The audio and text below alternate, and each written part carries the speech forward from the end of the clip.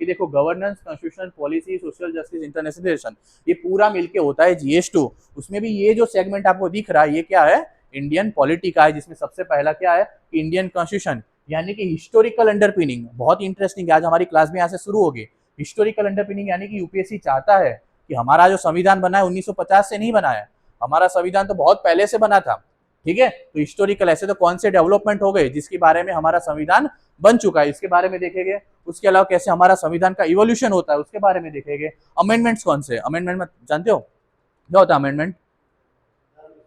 हाँ, मतलब उसका क्या, वो तो गुजराती हो गया है ना। उसका और डिटेल में क्या हो सकता है, फॉर एग्जाम्पल कि आज मैं कोई कायदा लेके आया कि फॉर एग्जाम्पल इस क्लास में 20 बच्चे ही बैठेंगे, नियम है।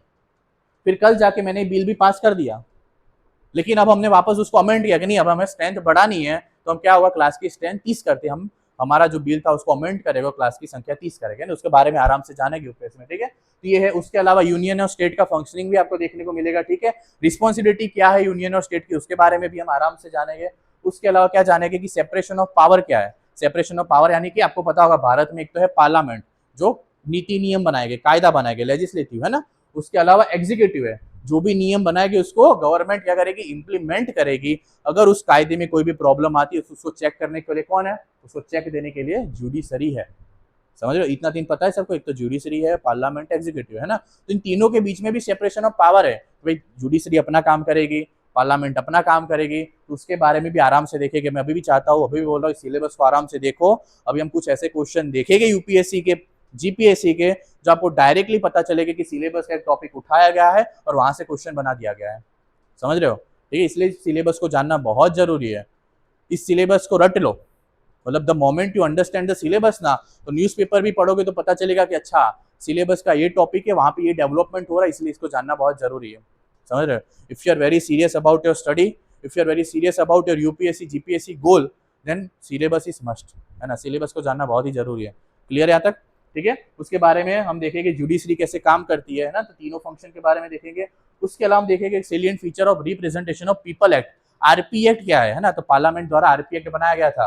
फॉर एग्जाम्पल आरपी एक्ट यानी कि इलेक्शन कैसे कंडक्ट करवाए जाएंगे। फिर हमने देखा होगा इलेक्शन आता है तो एमपी एमएलए बनाए जाते हैं ना, तो अगर वो ऐसी हरकतें करते हैं तो उनको डिस्क्वालीफाई कैसे करना है, करप्शन वगैरह, इसकी बात इसमें की गई है। और यूपीएससी का सबसे फेवरेट टॉपिक है, हर साल उसमें एक क्वेश्चन आपको इसमें से देखने को मिलेगा ही मिलेगा। क्लियर है, ठीक है।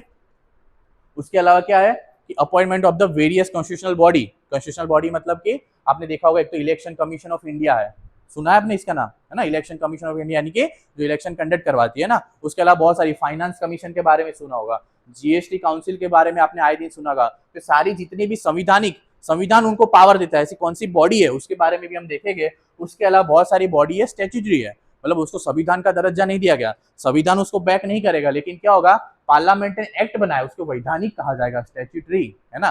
तो पार्लियामेंट ने उसको बैक किया। फॉर एग्जांपल सेबी, सेबी का नाम सुना है, अगर कोई स्टॉक मार्केट में पैसा इन्वेस्ट करता है तो उसको रेगुलेट कौन करता है, सेबी करता है। तो सेबी वगैरह क्या है, रेगुलेटरी बॉडी है। उसके अलावा कॉम्पिटिशन कमीशन ऑफ इंडिया, ये जितनी भी बॉडी से कैसे काम करेगी, है ना, उसके बारे में हम देखेंगे। क्वासी जुडिशियल बॉडी यानी कि एनजीटी, नेशनल ग्रीन ट्रिब्यूनल वगैरह, जितनी भी बॉडी कैसे काम करती है, सारा टॉपिक हम इस सिलेबस में देखेंगे। क्लियर यहाँ तक, यूपीएससी में पॉलिटी में ये डेडिकेटेड सिलेबस दिया गया है। आराम से हम एक एक सिलेबस को पढ़ेंगे, डिकोड करेंगे और उसके बाद देखेंगे कि प्रीलिम में और मेंस में कैसे क्वेश्चन पूछे गए।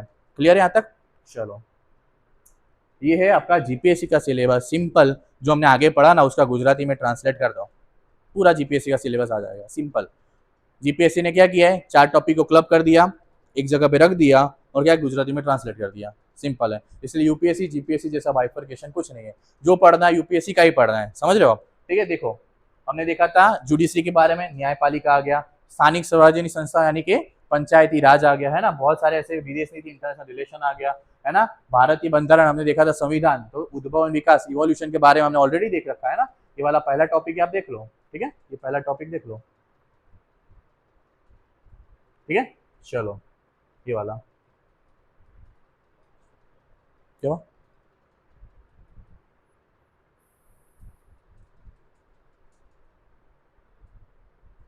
ठीक है। अब जब मैंने ऑलरेडी बता दिया कि यूपीएससी दरिया है और उसकी नौका में बैठ के एक जगह से दूसरी जगह पे जाना है, तो क्या जरूरी है, क्या जरूरी है? यूपीएससी में पॉलिटी की नौका जरूरी है। तो पॉलिटी इतना इंपॉर्टेंट क्यों है? तो यहाँ से आपको पता चलेगा कि लास्ट 5 ईयर का मैंने एनालिसिस किया है, यहाँ से आपको पता चलेगा कि ऑन एन एवरेज यूपीएससी का प्रीलिम का पेपर कितने नंबर के क्वेश्चन होते हैं पता है आपको किसी को? एनीवन? नहीं, 200 नहीं होते हैं, वो जीपीएससी में होते हैं। नहीं नहीं, यूपीएससी प्रीलिम का पेपर, यूपीएससी का प्रीलिम का पेपर देने जाओगे उसमें 100 क्वेश्चन रहेगा, 100 जीएस 1 में, और एक क्वेश्चन 2 नंबर का रहेगा, तो यानी कि 200 नंबर का पेपर हो गया, और उसी से कट ऑफ जाएंगे। तो पिछली बार कट ऑफ गई थी 92, है ना? और ये 100 क्वेश्चन में से 22 से 25 क्वेश्चन तो खाली इंडियन पॉलिटी से रहेगा, समझ रहे हो? इसलिए इंडियन पॉलिटी को जानना इतना जरूरी है। बाकी सब में देखो बाइफरकेट किया गया है, बहुत सारे टॉपिक क्लब किए गए, लेकिन इंडियन पॉलिटी यहाँ पे हीरो है। इस सब्जेक्ट को छोड़ के तो आपका यूपीएससी नहीं निकलेगा, समझ रहे हो? तो प्रीलिम में इसकी इतनी यूटिलिटी है, और polity is one of the most scoring and predictable. मतलब 2024 का यूपीएससी का पेपर देखो, उस टाइम पे पार्लियामेंट ने पास किया था नारी शक्ति वंदना अधिनियम, अगर किसी ने पढ़ा हो तो उसमें क्या था कि पार्लियामेंट में महिलाओं की सीट को बढ़ाया जाएगा, ठीक है? उसके बारे में एक बिल पास किया गया था, यूपीएससी ने डायरेक्ट उस टॉपिक को पकड़ा और पूछ लिया, सिंपल। तो one of the very predictable है। आर्ट एंड कल्चर में यार कितने डांस पढ़ोगे आप, कितना मतलब कहाँ पे क्या हो रहा है हमें क्या पता यार, है ना? कौन सी शहनाई कहाँ बज रही है ना? लेकिन वो भी पूछ ले गए, तो बहुत ही अनप्रिडिक्टेबल है। लेकिन जब पॉलिटी में आप आओगे तो आपको पता चलेगा कि यार बहुत ही प्रिडिक्टेबल है, यू कैन प्रिडिक्ट टॉपिक कहाँ से आएंगे, और बहुत easy. For example right to privacy के बारे में क्वेश्चन पूछा जाता है, क्यों? पुट्टा स्वामी केस हो चुका है, तो 3 बार क्वेश्चन आ चुका है। इसलिए पॉलिटी को जानना बहुत ही जरूरी है, बहुत ही प्रिडिक्टेबल सब्जेक्ट है। तो क्या खाली प्रीलिम में यूटिलिटी है? नहीं, साथ में आपको मेंस में भी उसकी यूटिलिटी देखने को मिलेगी। कैसे देखने को मिलेगी, चलो देखते आ गया।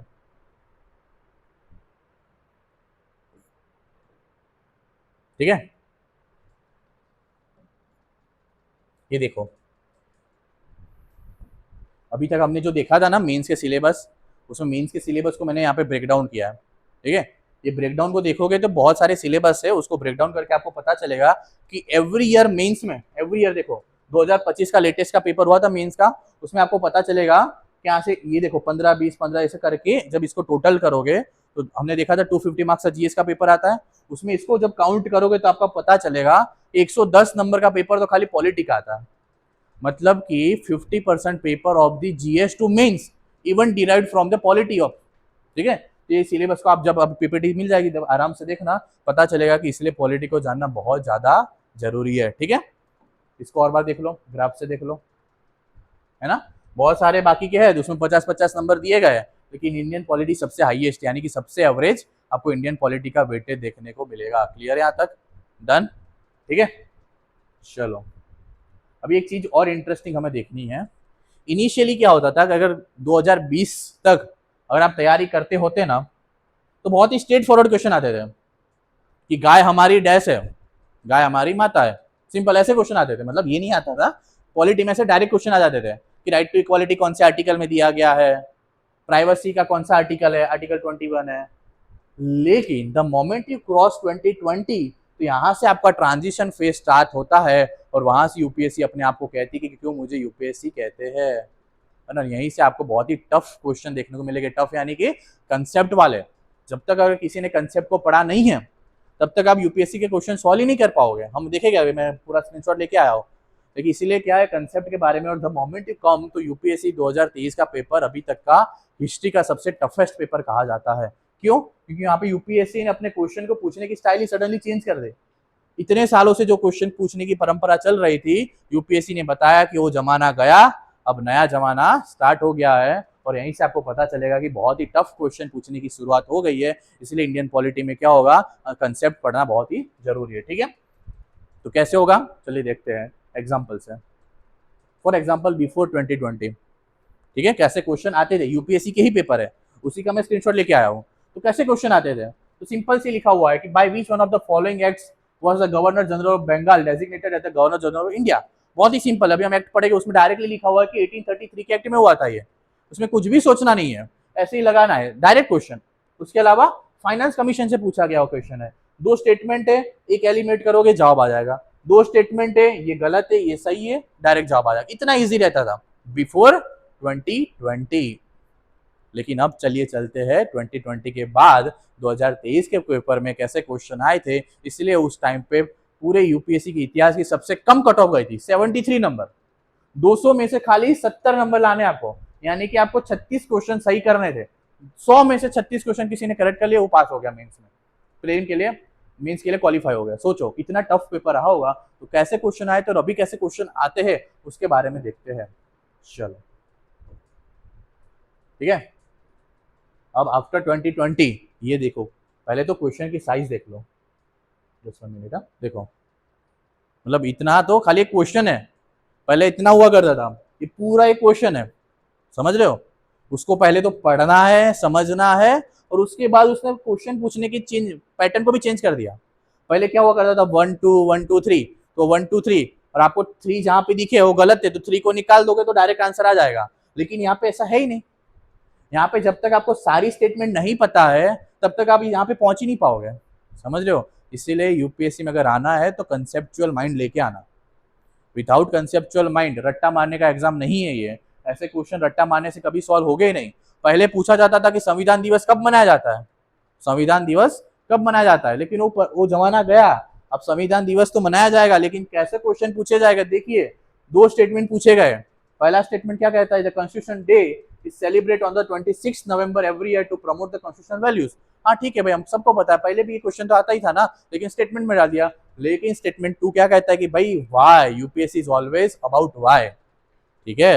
यूपीएससी हमेशा आपको वाई पूछेगा, ऐसा क्यों हो रहा है। तो ये कहता है कि 26 November 1949 the constitution assembly of India set up a drafting committee under the chairmanship of doctor B R. Ambedkar to prepare a draft constitution of India, है ना। ये क्या कहता है कि भाई इसलिए मना जाता है क्योंकि बाबा साहब अम्बेडकर ने उस दिन कमिटी बनाई थी, लेकिन ये स्टेटमेंट ही गलत है। इस दिन को हमने एडॉप्ट किया था कॉन्स्टिट्यूशन को, इसीलिए, है ना। इसको गलत करना पड़ेगा, फिर इसको समझना है कि वो स्टेटमेंट करेक्ट है, एक दूसरे को एक्सप्लेन करता है, उसको पहले समझो, डिकोड करो, फिर जाके आंसर आएगा। और ऐसे 100 क्वेश्चन आने वाले हैं, समझ रहे हो। इसलिए यूपीएससी का पेपर निकालना टफ माना जाता है ना। वर्ल्ड की सेकंड टफेस्ट एग्जाम इसीलिए नहीं कही जाते, क्यों, the moment you seat on the exam ना, पहले 5 क्वेश्चन को ऐसा लगेगा मैं सच में यूपीएससी की तैयारी कर रहा हूँ, मतलब ऐसा लगेगा चाइनीज भाषा में लिखा हुआ पेपर है। क्यों, पता ही नहीं चलेगा। एग्जामिनर ने जानबूझ के ऐसा पेपर पूछा होगा पहले 5 क्वेश्चन कि आपको मेंटली ब्रेक किया जाएगा, समझ रहे हो, आपको मेंटली ब्रेक किया जाएगा।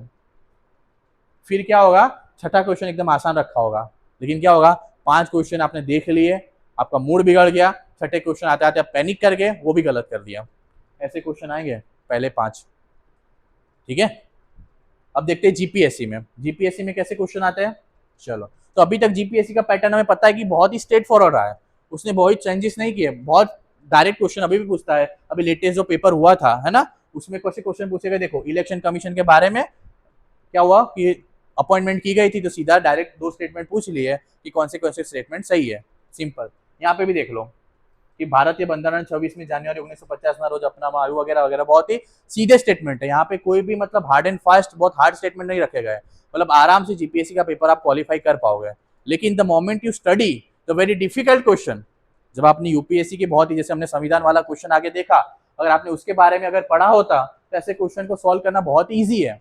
It is not the very tough task, समझ रहे हो आप, ठीक है। इसलिए जीपीएससी में आज भी क्वेश्चन बहुत ही स्ट्रेट फॉरवर्ड आते हैं, लेकिन ऐसे स्ट्रेट फॉरवर्ड क्वेश्चन को करने के लिए आपको पहले क्या होगा, अच्छा नॉलेज चाहिए, ठीक है, क्लियर है। और क्वेश्चन देखो जीपीएससी के, देखो डीपीएसपी का क्वेश्चन पूछा गया है, लेकिन बहुत ही स्ट्रेट फॉरवर्ड है। हमने आगे यूपीएससी का क्या देखा, 4 स्टेटमेंट पूछे गए, उसमें भी ओनली 1, ओनली 2, ओनली 3। लेकिन जीपीएससी में आओगे तो सिंपल सी 3 स्टेटमेंट अच्छी सी रखी गई है, उसमें से 2 एलिमिनेट करो, आपका सीधा आंसर आ जाएगा। अभी भी जीपीएससी में स्ट्रेट फॉरवर्ड क्वेश्चन आते हैं, लेकिन आगे आपने क्या देखा, यूपीएससी में अभी भी आपको द लेवल ऑफ टफनेस आपको देखने को मिलेगी, ठीक है। इस स्टेटमेंट को देखो, ठीक है, 1 मिनट,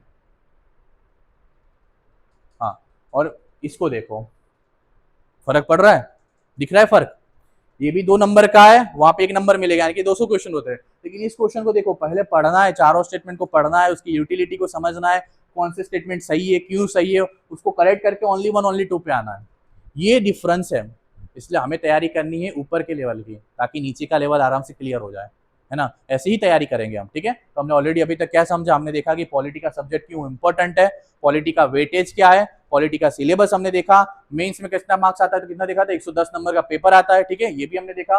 उसके अलावा कैसे क्वेश्चन आते हैं उसके बारे में भी हमने देखा, यूपीएससी का देखा, बिफोर 2020 बहुत डायरेक्ट क्वेश्चन आते थे, आफ्टर 2020 कैसे क्वेश्चन आ रहे हैं। उसके बाद हमने देखा कि जीपीएससी में कैसा ट्रेंड रहा है, जीपीएससी का लेटेस्ट पेपर है, वहां पे भी अभी भी ट्रेंड में कोई भी चेंज नहीं है, एकदम डायरेक्ट क्वेश्चन आते हैं। क्लियर है यहाँ तक, ठीक है। चलो अब फाइनली मेंस में देखते हैं कि मेंस में कैसा ट्रेंड रहा है। तो इसमें कहना पड़ेगा कि जीपीएससी ने पिछले मेंस से क्या किया है कि अपनी the way of asking the question को चेंज किया है ना। उसमें उन्होंने क्या किया कि यूपीएससी की तरह वेरी एनालिटिकल क्वेश्चन, यानी कि आप क्या जानते हो उसके बारे में पूछने का स्टार्ट किया है। तो पिछला क्वेश्चन है जो अभी 240 नंबर का पेपर हुआ था, उसमें पहला क्वेश्चन ही पूछा गया था जीपीएससी के द्वारा कि evaluate the responsibility of the government in the light of DPSP, how far we have succeed in the fulfilling this responsibility, if you are given the choice which area we will work upon and how। Basically क्या कह रहा है कि DPSC के बारे में ही पूछ रहा है, लेकिन यहाँ पे आपको भी मौका दिया जा रहा है कि अगर आपको भी पावर दिया जाए तो आप कौन सी ऐसी डीपीएसपी है जिसमें आप काम करना पसंद करोगे।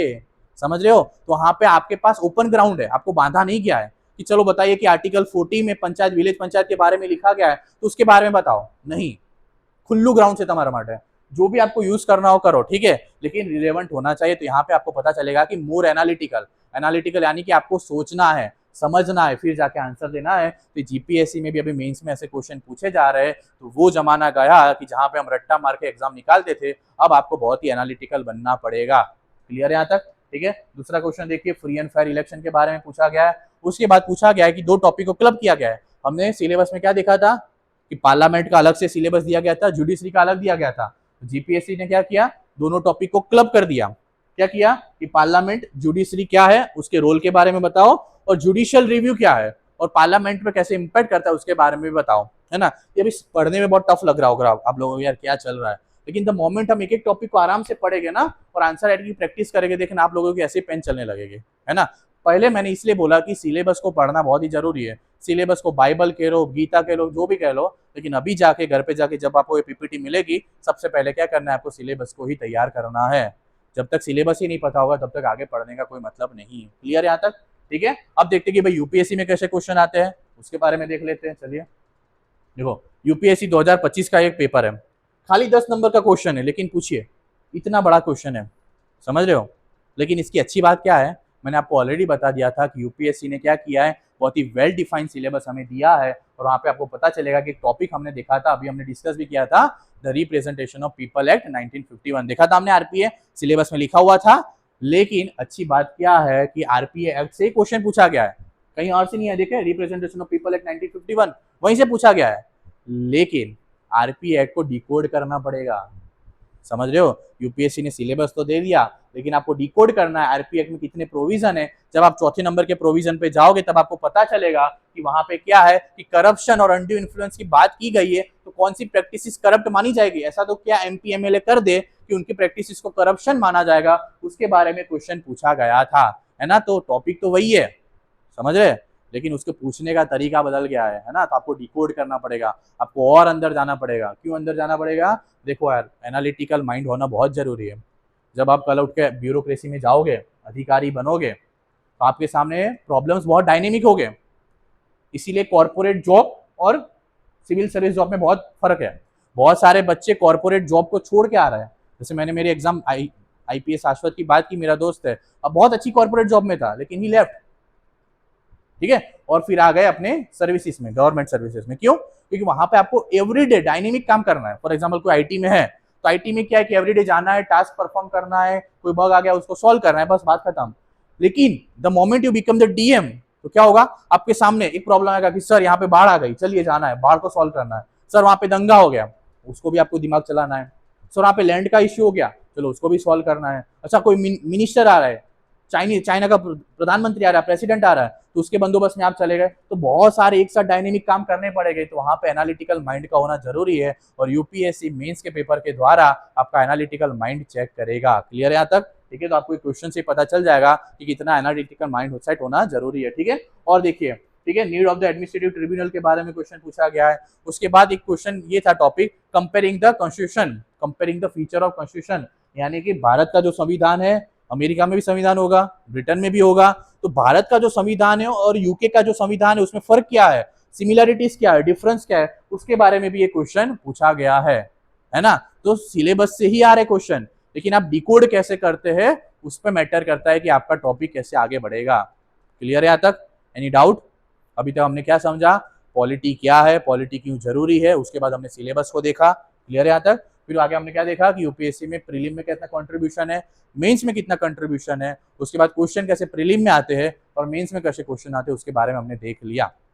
ठीक है, और आगे आगे हमारी क्लास जैसे स्टार्ट होगी तो हम कैसे पढ़ेंगे उसके बारे में देख लेते हैं। तो हम स्टार्ट करेंगे एनसीईआरटी और लक्ष्मीकांत से।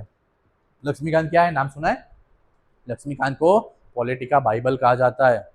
The moment you revise the Laxmikanth, समझ लो कि आपकी आधी पॉलिटी वहां पे खत्म हो जाएगी। ठीक है, तो लक्ष्मीकांत से हम टॉपिक को पढ़ेंगे। उसके अलावा कंसेप्चुअल बिल्डिंग, मैंने बताया UPSC is all about concept, polity is all about concept, तो कंसेप्ट को बिल्ड करेंगे। उसके साथ पीवाई क्यों, भी हमने देखे थे यूपीएससी के प्रीवियस ईयर क्वेश्चन ही देखे लेटेस्ट, तो उसको भी एनालिसिस करेगी कि यूपीएससी इस क्वेश्चन से हमारे साथ क्या जानना चाहती है। उसके अलावा हम देखेंगे कि प्रीलिम में कैसे एमसीक्यू आते हैं, मेंस के आंसर राइटिंग के बारे में हम देखेंगे।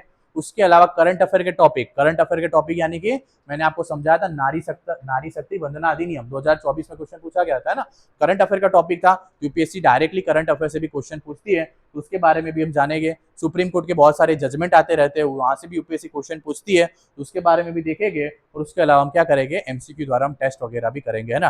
टेस्ट से हम देखेंगे, आज भी मैं कुछ क्वेश्चन बना के लाया हूँ तो उसको भी हम टेस्ट करेंगे। ठीक है, तो ये पूरा हम ऐसे पढ़ेंगे। तो polity is not all about memorising the articles, is all about understanding, है ना। तो पॉलिटी से हमें अंडरस्टैंडिंग को क्रिएट करना है। तो अभी तक हमने क्या समझा कि पॉलिटी सब्जेक्ट क्या है।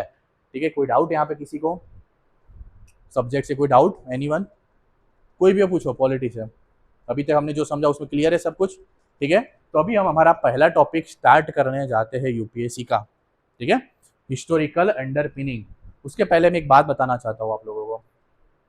कितने लोग यहाँ पे ऐसे हैं कि जिन्होंने ठान लिया कि बस मुझे अब यूपीएससी ही करना है, मतलब if you have any backup plan, किया देखो यार यूपीएससी तो करूंगा, साथ साथ में कोई कॉर्पोरेट में जॉब भी कर लूंगा, ऐसा कोई है यहाँ पे? मतलब कि यार 25-30 हज़ार की नौकरी भी मिल जाएगी, साथ में बचा हुआ टाइम यूपीएससी में कर लूंगा। या आप ठान के आओ कि मुझे बस यूपीएससी करना है, मतलब मैं पढ़ने आया हूँ तो 1-2 साल मेरे जीवन के डालूंगा, इन्वेस्ट करूंगा, उसके बाद ही अधिकारी बन के निकलो, ऐसे हो?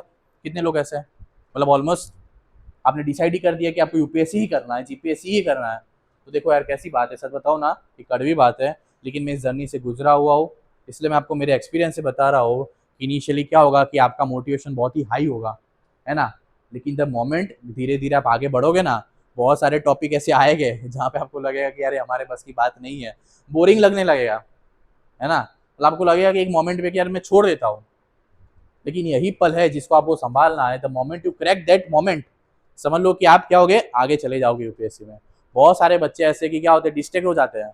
मतलब यूपीएससी में 8 लाख फॉर्म भरते हैं, 8 लाख, समझ रहे हो, 5 लाख पेपर देने आते हैं, उसमें से भी खाली 14,000 लोग ही प्रीलिम क्लियर करते हैं। सो यहाँ पे ही पूरा फिल्टर हो गया, 5 लाख में से खाली 14,000, समझ रहे हो कितना फिल्टरेशन हो रहा है। क्यों? बहुत बच्चे तैयारी तो करते हैं लेकिन बीच में ही छोड़ देते हैं। तो मुझे कविताओं सुनने का और सुनाने का बहुत शौक है, और विद्यार्थी के जीवन में एक कुंवर नारायण करके एक बहुत अच्छे कवि हो गए, उन्होंने एक कविता लिखी है, उसके बाद इसको सुनते हैं, उसके बाद हम आगे हमारा पहला टॉपिक कवर करेंगे। उस कविता का नाम है अंतिम ऊंचाई। किसी ने सुनी है अंतिम ऊंचाई? क्या कहते हैं अंतिम ऊंचाई में, समझना कि कितना स्पष्ट होता आगे बढ़ते जाने का मतलब, कितना स्पष्ट होता आगे बढ़ते जाने का मतलब, यदि 10 दिशाएं हमारे सामने होती, हमारे चारों ओर नहीं, यदि 10 दिशाओं हमारे सामने होती, हमारे चारों ओर नहीं, कितना आसान होता चलते चले जाना। जैसे यूपीएससी में कितना आसान होता चलते चले जाना, यदि केवल हम चलते होते, बाकी सब रुके होते हैं, खाली एग्जाम का फॉर्म अकेले भरते हैं तो हमारा ही रैंक आता है ना, और बाकी सब रुके होते हैं।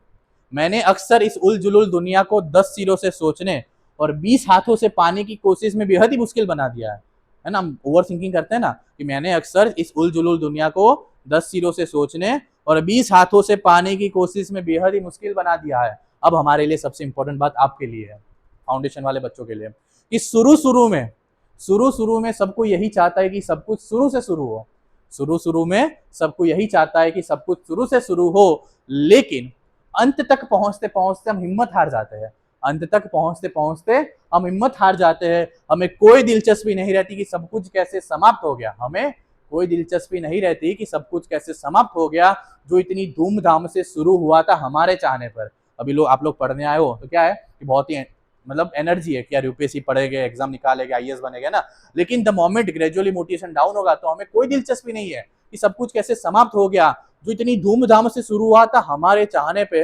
लेकिन कुंवर नारायण क्या कहते हैं कि दुर्गम वनों और ऊंचे पर्वतों को जीतते हुए जब तुम अंतिम ऊंचाई को भी जीत लोगे, तब तुम पाओगे कि कोई अंतर नहीं है तुम में और उस पत्थर की कठोरता में जिनको तुमने जीता है, तुम में और उस पत्थर की कठोरता में जिनको तुमने जीता है। और जब तुम अपने मस्तक पे बर्फ का पहला तूफान झेलोगे और कांपोगे नहीं, तब तुम पाओगे कि कोई फर्क नहीं पड़ता सब कुछ जीत लेने में और अंत तक हिम्मत ना हारने में, अंत तक हिम्मत ना हारने में, है ना। सिंपल सी बात है, मतलब लगे रहो।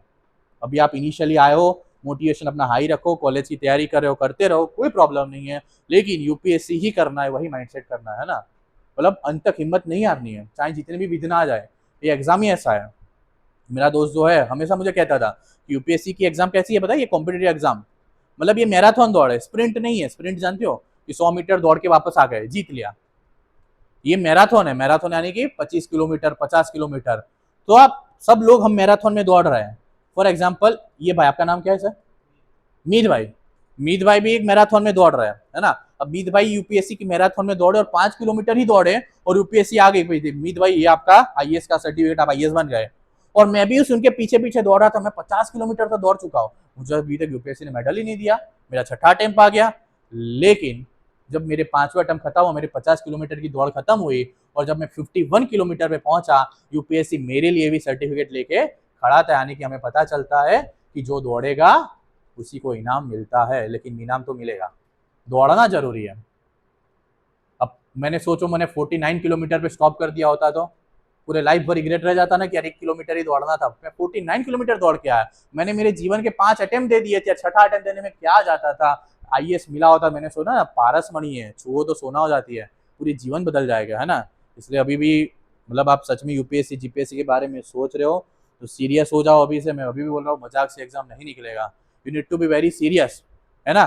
तब जाके आपका एग्जाम अच्छे से निकल जाएगा। और बहुत हार्ड नहीं है, रोबोट नहीं निकाल रहा है, आर्टिफिशियल इंटेलिजेंस निकाल रहा है, हमारे और आपके जैसे ही आम आदमी लोग ही इस पेपर को निकाल रहा है ना। लिस्ट में ह्यूमन के नाम होते हैं ना, कभी देखा है कोई रोबोट का नाम लिखा हुआ है ना। यूपीएससी का फाइनल लिस्ट आएगा, उसमें सारे इंसान के नाम लिखे हैं जो हमारे आपकी तरह ही है, लेकिन क्या होता है, डेडिकेटेड है, समझ रहे हो। ठीक है, तो चलिए यहाँ पे हमने यूपीएससी के इंट्रोडक्शन के बारे में, पॉलिटी के इंट्रोडक्शन के बारे में देखा। अब हम स्टार्ट करते हैं हमारा आज का important topic, historical underpinning of constitution. ठीक है,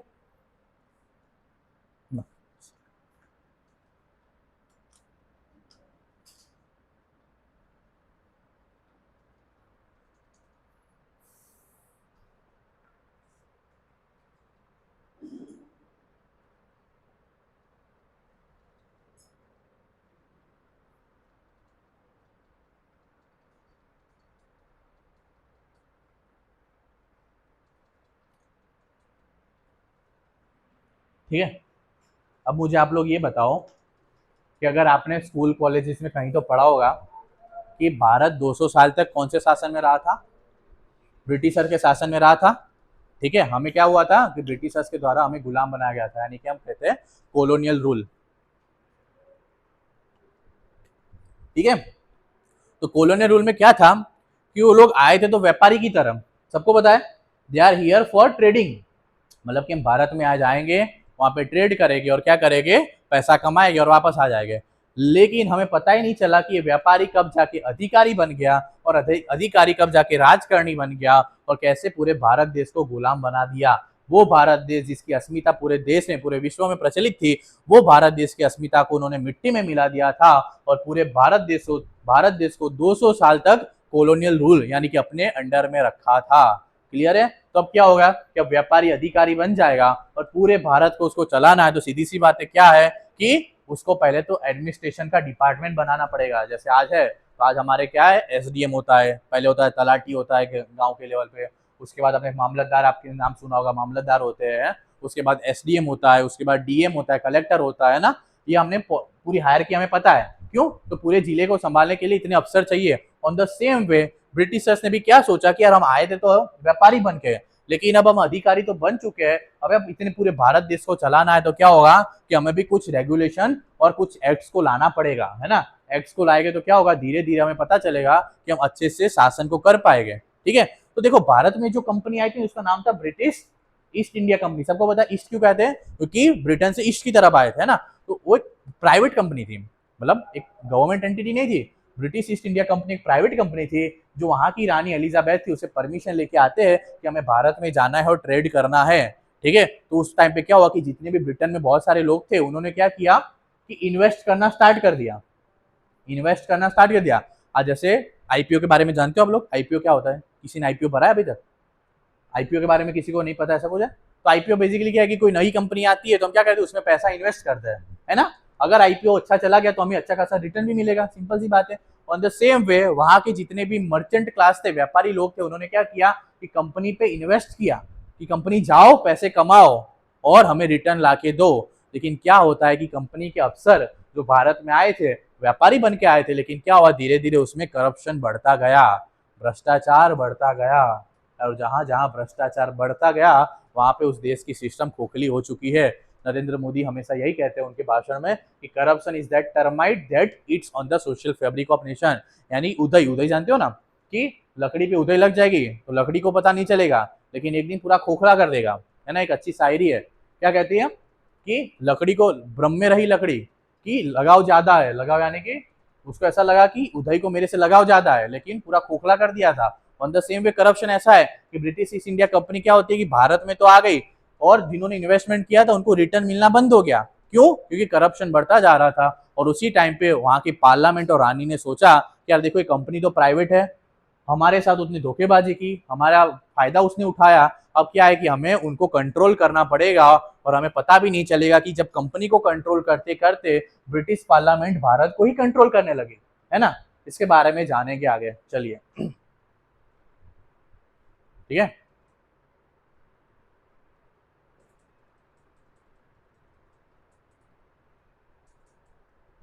क्यों नहीं जा रहा ये?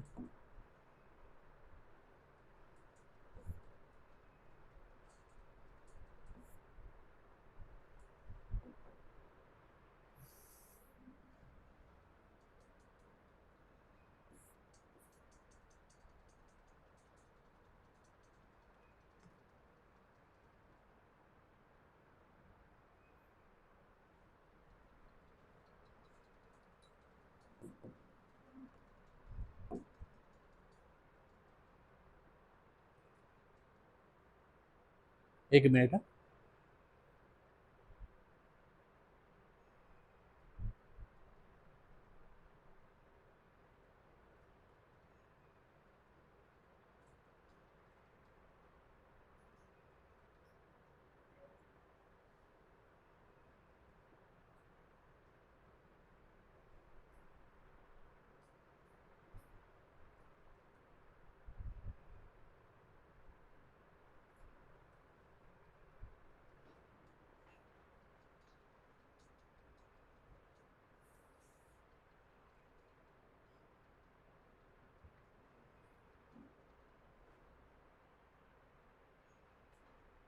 ठीक है, तो हमने अभी तक क्या देखा कि इतने बड़े भारत देश को संभालने के लिए उनको क्या चाहिए था, एडमिनिस्ट्रेशन करना था, और जो कंपनी में करप्शन बढ़ चुका था उस करप्शन को भी उनको हटाना था।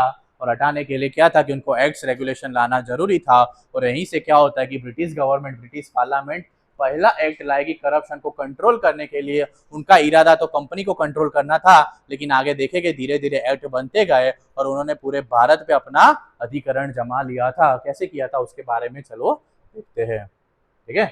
तो beginning of the company rule, तो सिंपल सी बात है कि क्या होता है कि कंपनी का शासन भी कैसे स्टार्ट हुआ था। तो आपने स्कूल में पढ़ा होगा प्लासी युद्ध, बैटल ऑफ प्लासी आपने पढ़ा होगा, बैटल ऑफ बक्सर पढ़ा होगा। और क्या होता है कि जब कंपनी बैटल ऑफ बक्सर 1764 में जीत जाती है, उसके बाद क्या होता है कि उनको रेवेन्यू राइट्स मिल जाते हैं।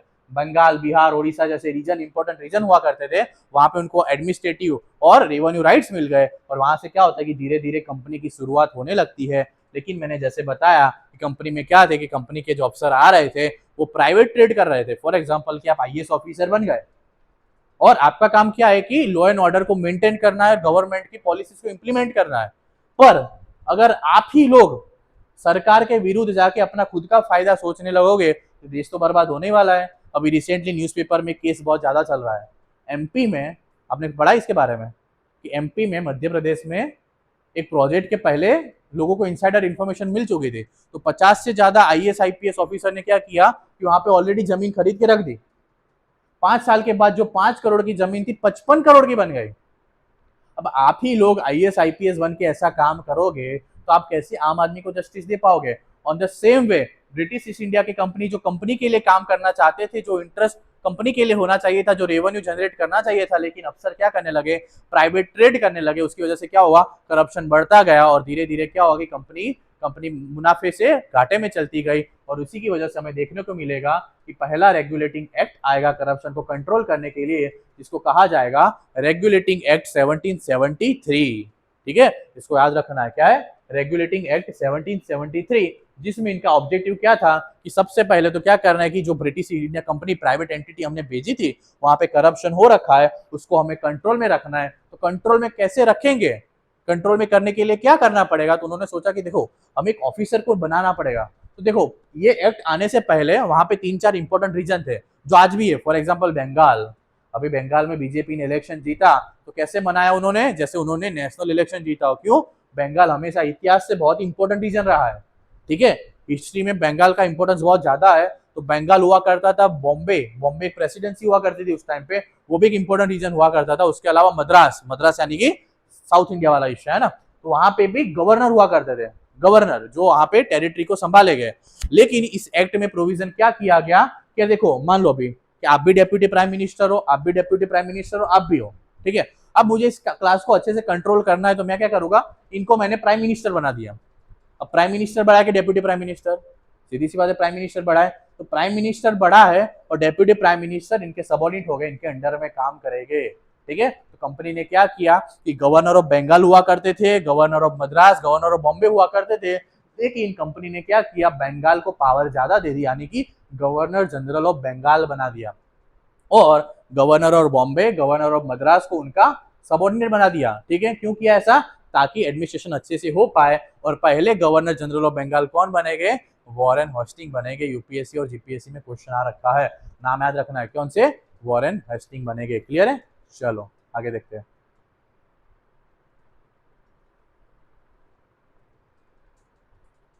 ठीक है, तो basically governor general of Bengal बनाए गए कौन थे पहले? वॉरेन हेस्टिंग थे, और उसके नीचे उनके सबऑर्डिनेट थे बॉम्बे प्रेसिडेंसी के गवर्नर और मद्रास वाले। यहां तक क्लियर है? किसी को डाउट? No doubt. और इसको सपोर्ट करने के लिए 4 लोगों की काउंसिल बनाई गई, जिसको कहा जाएगा एग्जीक्यूटिव काउंसिल। क्या? एग्जीक्यूटिव काउंसिल, 4 लोगों की काउंसिल बनाई जाएगी जहां पे 4 मेंबर हो गए। तो इस एक्ट में इतना ही जानना है, सबसे इंपॉर्टेंट फीचर क्या है कि 3 प्रेसिडेंसी हुआ करती थी, बंगाल, बॉम्बे और मद्रास। उसमें सबसे इंपॉर्टेंट क्या था कि हमने बंगाल को गवर्नर जनरल ऑफ बंगाल बना दिया, उसके अलावा हमने मद्रास और बॉम्बे को भी क्या कर दिया, हमने गवर्नर बना दिया और बंगाल वाले को पावर ज्यादा दे दी। उसको सपोर्ट करने के लिए 4 मेंबर की एग्जीक्यूटिव काउंसिल भी बना दी गई। क्लियर है यहाँ तक? Any doubt? आगे बढ़े। ठीक है, उसके साथ साथ इसमें और क्या था, तो फर्स्ट टाइम इस एक्ट के अंडर में हमें सुप्रीम कोर्ट यानी कि जुडिशरी का इन्वॉल्वमेंट, इस्टेब्लिशमेंट देखने को मिलेगा। जुडिशरी यानी कि आज हम देखते हैं ना कहाँ पे सुप्रीम कोर्ट, हमारी सुप्रीम कोर्ट इंडिया दिल्ली में है, तो उस टाइम पे कलकत्ता में थी, है ना। इस एक्ट के अंडर में सुप्रीम कोर्ट को बनाया गया जो कलकत्ता में थी। तो सबसे इंपॉर्टेंट फीचर हमें इस एक्ट का देखने को मिलता है 1773 में कि सुप्रीम कोर्ट बनाएगी। उसके अलावा हमने पता है कि प्राइवेट ट्रेड की वजह से करप्शन हो रहा था, तो कंपनी के अफसर अब प्राइवेट ट्रेड नहीं कर पाएंगे, इसीलिए उस करप्शन को रोकने के लिए प्राइवेट ट्रेड पे रोक लगा दी। क्लियर है यहाँ तक? और फाइनली क्या हुआ कि एक कंपनी यानी कि कोर्ट ऑफ डायरेक्टर हुआ करते थे। ठीक है, आज इतनी बड़ी संस्था है, उसको संभालने के लिए ट्रस्टी होते हैं, है ना। तो उस टाइम पे कोर्ट ऑफ डायरेक्टर हुआ करते थे। उनको बोला गया कि देखो आप जो भी भारत में संभाले हो, कंपनी के कोर्ट ऑफ डायरेक्टर हो, जैसे मैनेजिंग अथॉरिटी होती है ना, वैसे कोर्ट ऑफ डायरेक्टर हो, आपको क्या करना है कि आपको सीधा रिपोर्टिंग रानी को करना है। क्लियर है यहाँ तक? ठीक है, तो ये एक्ट को हिस्टोरिकल एक्ट कहा जाता है। फर्स्ट टाइम क्या हुआ, ब्रिटिश पार्लियामेंट ने कंपनी को रेगुलेट करने की कोशिश की। समझ में आ रहा है यहाँ तक? कोई डाउट? मतलब मैं जो बोल रहा हूँ वो भी समझ में आ रहा है हिंदी, या should I move to Gujarati? Simple? ठीक है, कहीं भी डाउट? सिंपल है ना, समझ में कुछ है नहीं यार, भाषा एक मीडियम है, समझो। ठीक है, यहाँ तक हमने क्या समझा? चलो अब क्या होता है, अब प्रॉब्लम क्या होनी स्टार्ट हो गई कि आपने तो मोमेंट सुप्रीम कोर्ट को तो बना दिया, तब जुडिशरी भी आ गई। अब जुडिशरी के ऑफिसर कहेंगे कि यार कंपनी आप जो काम कर रहे हो गलत है, तो अधिकारी बोलेगे भाई हम, एग्जीक्यूटिव काउंसिल वाले बोलेंगे हम गवर्नर जनरल के आदमी हैं, हम उसके डिसीजन को भी ओवरथ्रो कर देते, तो आप बोलने वाले कौन हो? और यहीं से क्या होता है कि कॉन्फ्लिक्ट स्टार्ट होता है जुडिशरी और एग्जीक्यूटिव के बीच में। और फाइनली क्या करती है कि पार्लियामेंट को एक्ट और लाना पड़ता है, ठीक है। वीकनेस कौन सी थी? Court versus executive, ambiguous power और ऑपोजिशन भी बहुत देखने को मिला था, इसीलिए एक्ट ऑफ सेटलमेंट किया जाता है। कोई भी इश्यू होता है तो सेटलमेंट होता है ना, तो ऐसे ही जुडिशरी और एग्जीक्यूटिव के कॉन्फ्लिक्ट ना हो, इसी वजह से सेटलमेंट किया जाता है, जिसको कहा जाता है एक्ट ऑफ सेटलमेंट या अमेंडिंग एक्ट 1781, जिसके अंडर में क्या था कि कंपनी के जितने भी मेंबर थे ना, उनको जुडिशरी से बाहर निकाल दिया कि जुडिशरी इनको टच नहीं कर पाएगी। मतलब जुडिशरी को काम करना हो तो करो, लेकिन जितने भी कंपनी के आला अधिकारी है उनको आपको छूना नहीं है, उनके सर्वेंट्स को भी आपको छूना नहीं है। यानी कि यहाँ पे हमें पता चलता है, क्या पता चलता है कि जुडिशरी को पावर कम कर दिया गया इस एक्ट के अंडर में। यहाँ तक क्लियर है? 1781 अमेंडमेंट एक्ट 1781। तो पहला एक्ट हमने कौन सा देखा था? 1773 का। क्लियर है? उसके बाद हमने अमेंडमेंट एक्ट देखा 1781। चलिए अब आगे देखते हैं, ठीक है। अब फाइनली बहुत ही इंपॉर्टेंट एक्ट हमें देखने को मिलेगा 1784 का, 3 साल के बाद पिट्स इंडिया एक्ट भी कहते हैं। पिट्स कौन थे? तो उस टाइम पे वहां के यंगेस्ट, आज तक के यंगेस्ट प्राइम मिनिस्टर ब्रिटेन के विलियम पिट हुआ करते थे। वो क्या करेंगे कि भारत में एडमिनिस्ट्रेशन को और अच्छे से करने के लिए क्या करेंगे, एक ड्यूअल गवर्नमेंट को भारत में सबसे पहली बार 2 सरकारें देखने को मिलेगी। ड्यूअल यानी कि पावर बाइफरकेट हुआ देखने को मिलेगा। तो मैंने एक के बारे में बताया था, सीओडी यानी कि कोर्ट ऑफ डायरेक्टर के बारे में बताया था, वही अभी तक करता हरता था। लेकिन यार देखो, आप मैं आपको पूछूं क्या, एक तो मैं आपको व्यापारी बनाता हूं और दूसरा मैं आपको राजकारणी बनाऊंगा, आप किस चीज को पसंद करोगे? ऑनेस्टली बताओ। मतलब मैं आपको एक नॉर्मल व्यापारी बनाऊंगा और दूसरा आपको राजकारणी बनाऊंगा, किस चीज को पसंद करोगे आप? पॉलिटिशियन बनना पसंद करोगे। क्यों?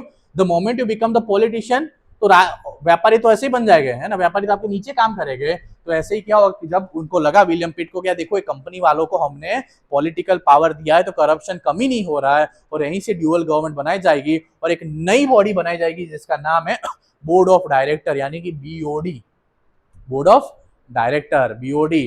तो ऐसा कहा जाता है कि राजनीति से बड़ा कोई धंधा नहीं है, और इसी धंधे को क्या हुआ कि बोर्ड ऑफ डायरेक्टर बनाया गया, जिसमें बोर्ड ऑफ डायरेक्टर कौन हो गए, तो पार्लियामेंट से लोग आए गए। और जो कंपनी वाले लोग थे जो अभी तक सीओडी थे, तो उनको सीओडी रखा गया, लेकिन बोला गया कि कंपनी आप अपना ट्रेड संभालो, राजनीति हम करेंगे। यानी कि पार्लियामेंट रानी के लोग आएंगे और बोर्ड ऑफ डायरेक्टर में काम करेंगे, यानी कि ड्यूअल गवर्नमेंट बनाई गई थी। क्लियर है यहाँ तक, है ना? तो 2 पावर बनाया गया, एक तो सीओडी बनाया गया और एक तो बीओडी बनाया गया। कौन से एक्ट में बनाया गया? पिट्स इंडिया एक्ट 1784 में बनाया गया। क्लियर है यहाँ तक? कोई डाउट है? क्यों बनाया गया वो भी मैंने समझाया। Clear everything? Any doubt? आगे बढ़े, चलो, ठीक है। तो हमने ऑलरेडी समझ लिया क्या था ये, कोर्ट ऑफ डायरेक्टर और board of control. Board of control क्या रहेगा? पॉलिटी को संभालेगा, मिलिट्री को संभालेगा, और कोर्ट ऑफ डायरेक्टर रेवेन्यू को संभालेगा, और दोनों ही लोग रानी को रिपोर्ट करेंगे, ब्रिटिश गवर्नमेंट को रिपोर्ट करेंगे। ठीक है, इतना ही फीचर्स में था। चलिए आगे बढ़ते हैं। हाँ हाँ, कोर्ट का काम तो कोर्ट करेगी, लेकिन आज का जो सुप्रीम कोर्ट आप देखते हो ना पावरफुल, कि गवर्नमेंट कोई भी लॉ लेके आएगा। फॉर एग्जांपल गवर्नमेंट ने 2014 में नेशनल जुडिशियल अपॉइंटमेंट कमीशन बनाया था, एनजेएससी। गवर्नमेंट ने बनाया था कि हम अधिकारी को ऐसे जैसे आईएएस को बनाते हैं ना, ऐसे हम बनाएंगे। लेकिन उन्होंने, कोर्ट ने मना कर दिया कि हमारे में इंटरफेयर करो ही मत। कोर्ट ने पूरा एक्ट ही अबोलिश कर दिया, एनजेएससी को 1990 एक्ट था ना, उसको अबोलिश कर दिया। पर उस टाइम पे कोर्ट का इतना पावर नहीं था, है ना, कोर्ट के पास सत्ता थी पर इतनी नहीं थी। ठीक है, क्लियर है यहाँ तक? चलो, अब फाइनली क्या होता है, एक महाशय आते हैं जिसने भारत की दुर्दशा करने में सबसे अहम योगदान निभाया था, जिसका नाम है लॉर्ड कॉर्नवालिस। ठीक है, तो ब्रिटेन पार्लियामेंट को ऐसा लगा कि यार हमें एक ऐसा बंदा चाहिए कि जो हमारा लॉयल हो, हमारे लिए वफादार हो, और उसके अंदर एडमिनिस्ट्रेटिव पावर्स भी हो। तो क्या हुआ, लॉर्ड कॉर्नवालिस को अपॉइंट किया जाता है। और फाइनली ये पर कहता है कि देखो रानी, मैं भारत में तो जाऊंगा, लेकिन मुझे 2 कंडीशन चाहिए। रानी बोली बताओ कौन सी कंडीशन चाहिए?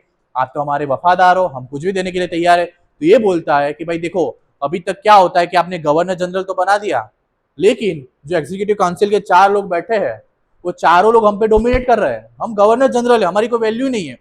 मैं कुछ बोलता हूँ, 4 लोग वीटो लगा लेते हैं, मना कर देते हैं। इसलिए क्या बोला गया कि भाई देखो कि वो नहीं करना है, यानी कि मैं, मतलब गवर्नर जनरल का जो गवर्नर जनरल बोल दिया वही उनको एग्जीक्यूटिव काउंसिल को मानना पड़ेगा। पहली कंडीशन ये रखी गई। और दूसरी कंडीशन ही महाशय क्या कहते हैं कि मुझे मिलिट्री का कमांडर इन चीफ भी बनाया जाए। मिलिट्री भी मेरे अंडर में रहेगी। ये दो कंडीशन बोलता है, फाइनली रानी मान जाती है और ये वहां से भारत में आते हैं और मॉडर्न हिस्ट्री में सर आपको पढ़ाएंगे, इतने उतपटांग काम करेगा कि भारत के प्रति इसको बहुत घृणा थी, भारत के प्रति इसको घृणा थे, है ना। तो भारत को बिगाड़ने का काम, भारत की दुर्दशा करने का काम सबसे इंपॉर्टेंट इसी ने किया था। ठीक है, चलो आगे देखते हैं।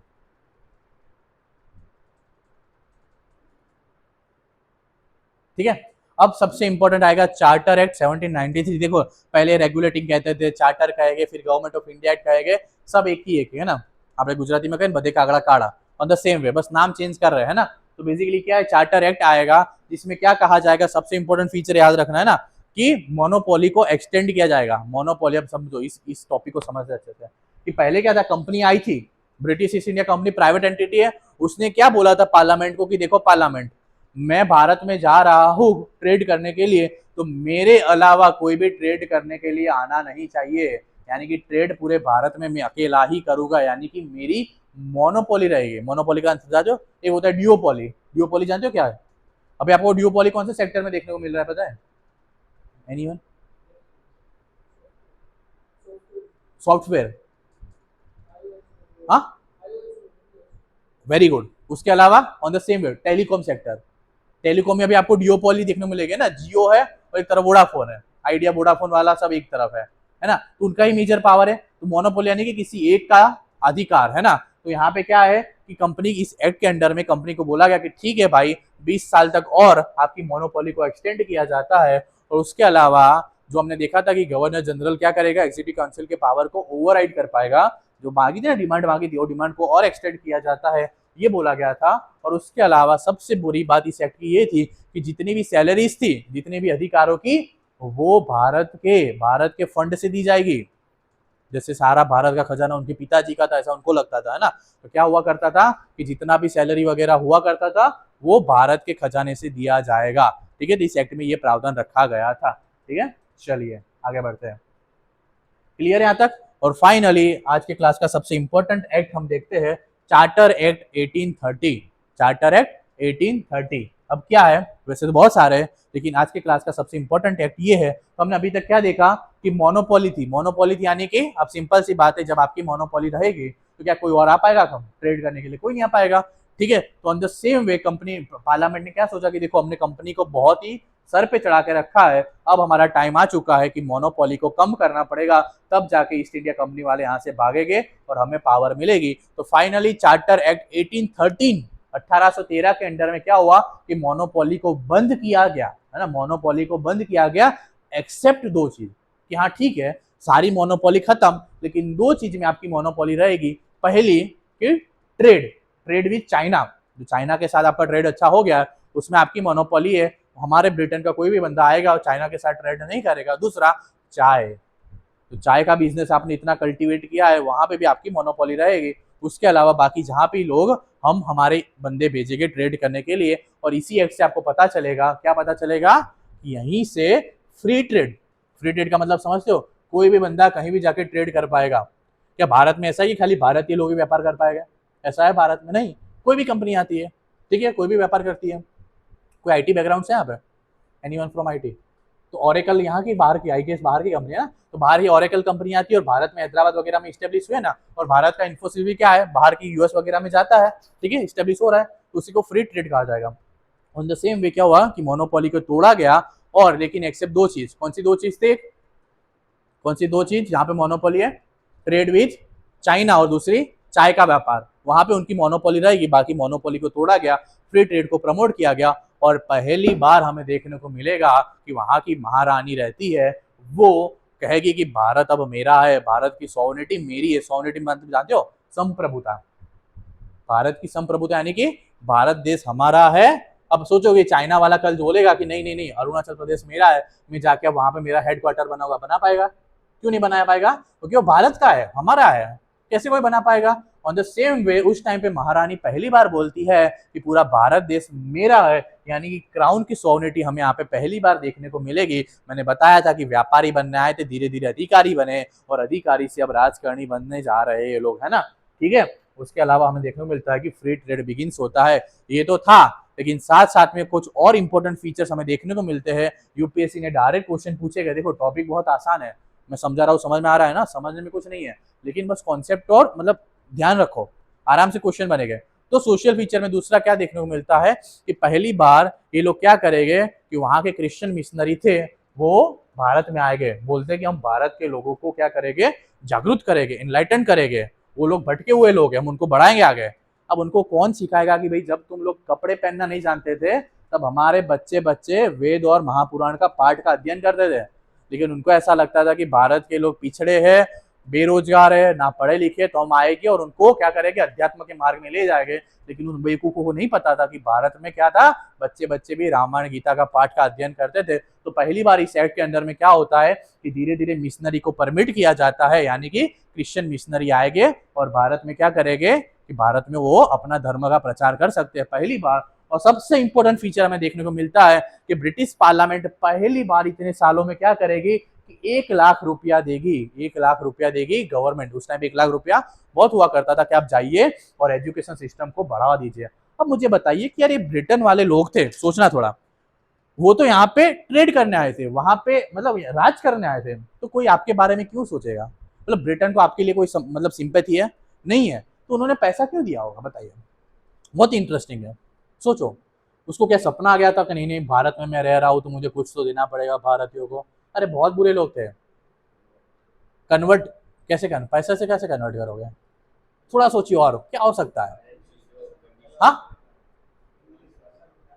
हाँ, वेरी इंपॉर्टेंट, इंग्लिश भाषा का प्रचार, उसके अलावा और क्या हो सकता है? फाइनेंशियल कंडीशन खराब हो गई तो 1 लाख रुपए देगा तो इम्प्रूव हो जाएगी ऐसा?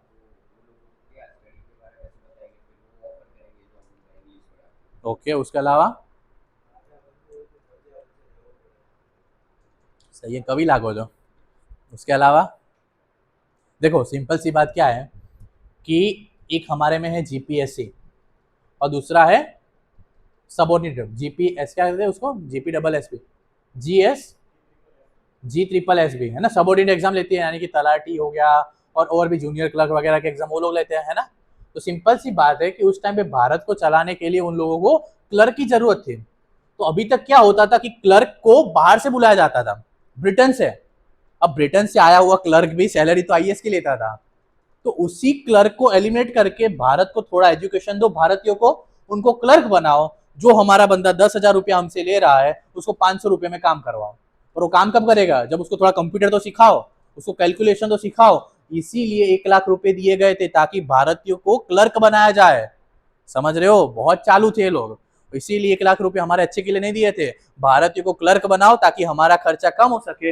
यहाँ पे पहली बार 1 लाख रुपए एजुकेशन के दिए जाते हैं और उसके अलावा लोकल टैक्स का भी पावर वगैरह दिया जाता है। तो बेसिकली ये इंपॉर्टेंट एक्ट के बारे में हमने जाना, क्या देखा हमने कि अभी तक, ठीक है। तो इसकी पूरी ये समरी है 70-73 में क्या हुआ, इसको एक बार देख लो फटाफट से, है ना। देख लो, अभी हम कुछ क्वेश्चन यूपीएससी के सॉल्व करेंगे, है ना। मैं आपको क्वेश्चन कैसे सॉल्व करना है वो भी सिखाऊंगा, ठीक है। एक बार देख लो, 70-73 में कंपनी ने रेगुलेट करना स्टार्ट किया। उसके बाद दोनों के बीच में क्या हुआ, कॉन्फ्लिक्ट होना लगा। जुडिशियल एग्जीक्यूटिव तो उसको सॉल्व करने के लिए एक्ट ऑफ सेटलमेंट आया था 1781 में।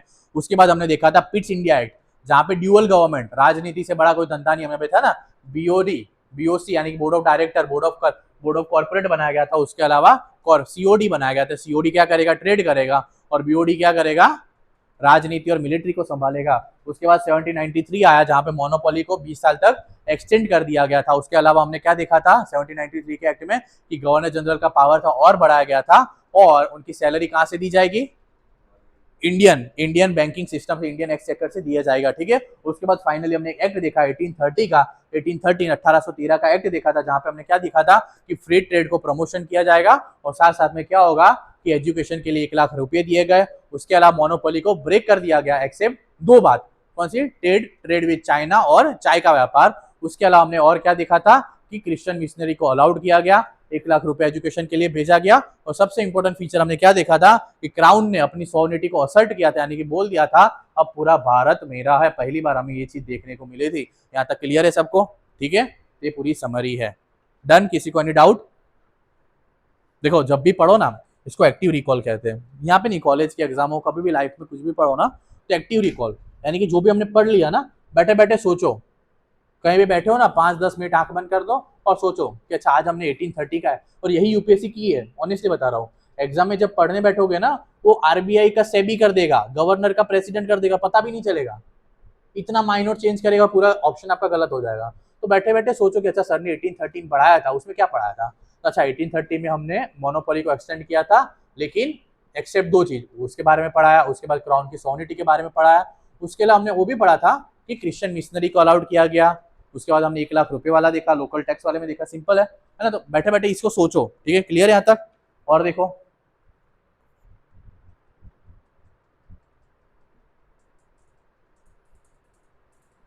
आचार्य धोखा बहुत दे रहा है, ठीक है, एनालिटिकल समरी क्लियर है? तो आगे हम और भी एक्ट को देखेंगे, यहाँ तक हमने ये सारी चीजों को देखा था,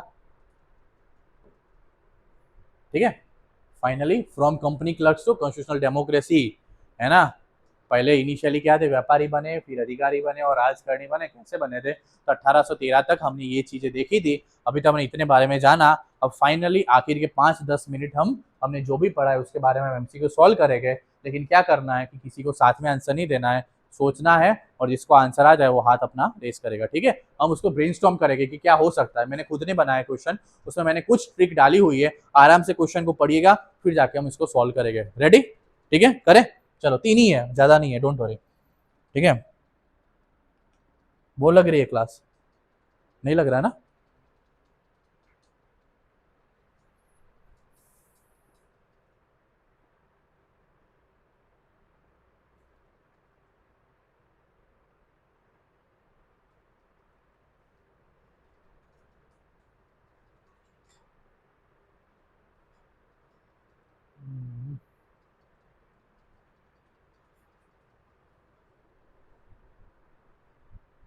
मैं हमेशा ये कहता हूँ, यही एमसीक्यू के गोले हैं जो आपके जीवन को बदल देंगे, है ना?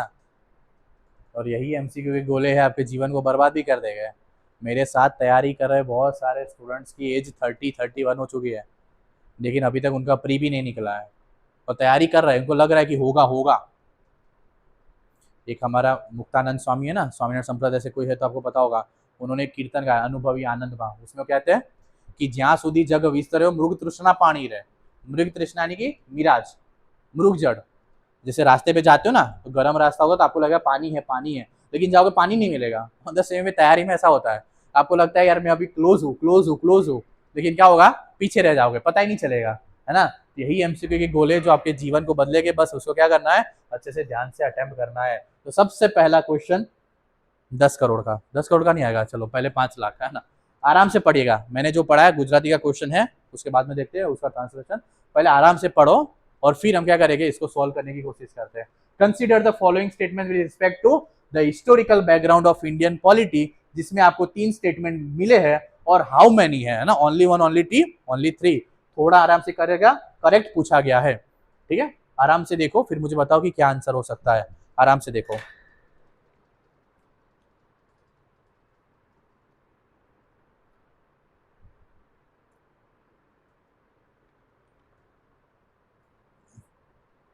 एक मिनट, हो गया सबका? एनीवन? मैं चाहता हूँ कि देखो यार, इतना हमने पढ़ा है तो सबका आंसर आना चाहिए।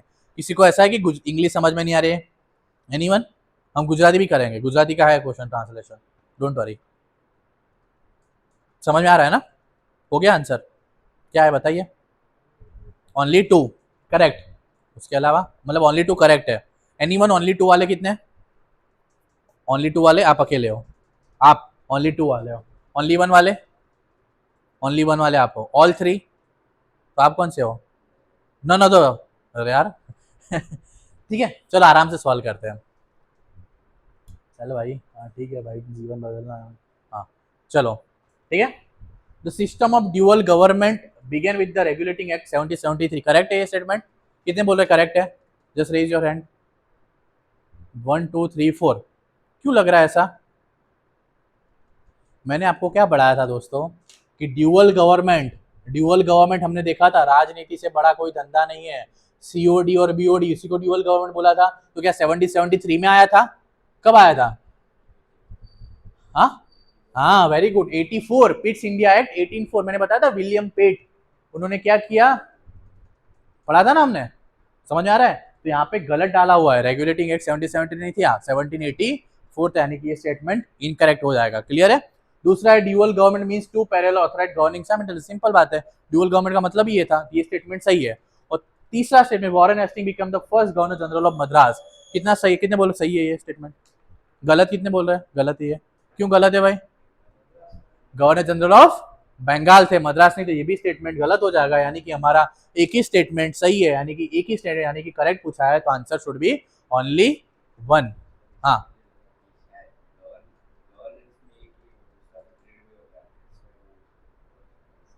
मतलब ये नहीं नहीं, इसीलिए मैंने बताया ना ड्यूअल गवर्नमेंट दिखा होता, मैंने वहां पे चित्र भी रखा हुआ था, इस तरफ मुगट रखा था और दोनों जन रिपोर्ट करेंगे, है ना? आप देखना स्लाइड में, इसलिए स्लाइड से इसीलिए पढ़ाता हूँ ताकि जो पिक्टोग्राफिकल मेमोरी होती है ना हमारी, तेज हो जाती है उससे। ठीक है, क्लियर है यहाँ तक? तो answer should be only one. Any doubt? कोई डाउट यहाँ पे? ये भी स्टेटमेंट गलत, यहाँ पे 84 आना चाहिए था, ये सही है। और यहाँ पे क्या था? बंगाल आना चाहिए था। इतने माइन्यूट चेंज करेगी यूपीएससी, बस इतना ही है।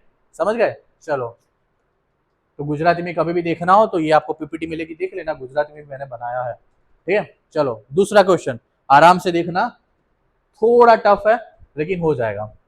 Consider the following statement with respect to charter act of 1813, 1813 के संदर्भ में, खाली 1813, कहीं भी नहीं जाना है। पहला statement, the monopoly of the British east India company was ended by the charter act except for T and trade with China. दूसरा कहता है Christian missionary was allowed during this time. और तीसरा कहता है for the first time the fund allocation of the 10 lakh rupees was provided through this act for the promotion of the public education system in India.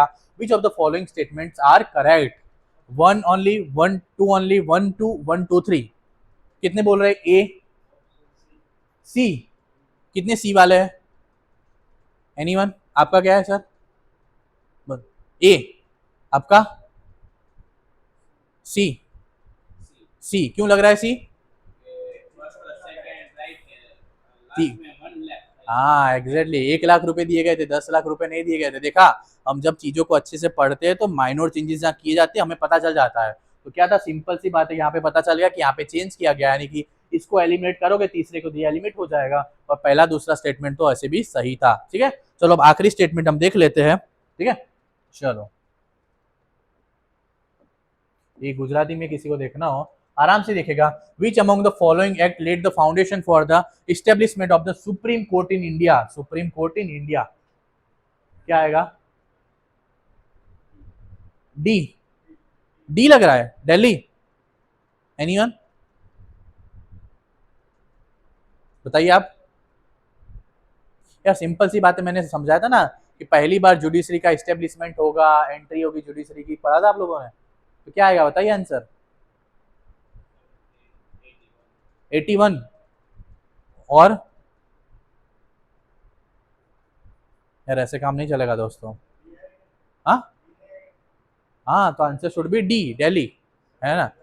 1773 में ही हमने देखा था ना कि सबसे पहले गवर्नर जनरल बंगाल, जैसे डेप्यूटी हमने एग्जांपल लिया था, तो आपको इनको प्राइम मिनिस्टर बना दिया गया। ये तो हुआ था, वहां पे वॉरेन हेस्टिंग को बनाया गया था। उसके साथ साथ में दो और फीचर्स थे, एक तो प्राइवेट ट्रेड पे बैन लगा दिया गया और साथ में सुप्रीम कोर्ट का इस्टेब्लिशमेंट किया। उस टाइम पे मैंने क्वेश्चन भी पूछा था, कहाँ थी आज? दिल्ली में। उस टाइम पे कहाँ थी? कलकत्ता में थी। आने के answer should be D. Clear है यहाँ तक? सिंपल। Any doubt?